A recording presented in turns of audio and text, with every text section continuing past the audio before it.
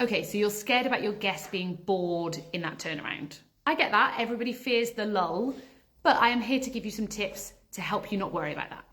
Understand for you guys what that lull is for. There are two types of weddings. One wedding that embraced the lull. There's tea and coffee, there's some cake, there's some lounge furniture, we're chilling, we're just hyping ourselves up, getting ready to then go back into the evening. Or we've got this type of wedding where it's basically the pre-drinks of a night out.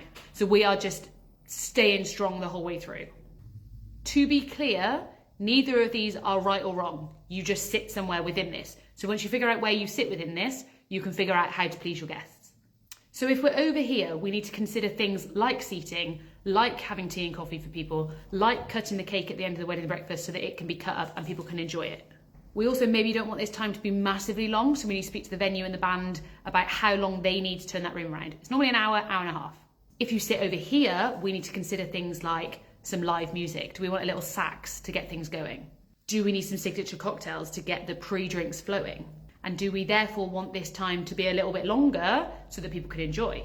As I said, do not fear the lull. Figure out which lull you're going for and go hard on it. But the biggest tip I can give you, especially if you're at the start of wedding planning, is save some budget for this time. I think the reason it feels fearful for people is because you haven't thought about it until last minute and then we've kind of run out of money. So if you're watching this early in planning, you're welcome. If you're watching this later, then I'm sorry, girl math it. But I hope that helps. Make sure you follow along for more tips and I will see you tomorrow. Bye.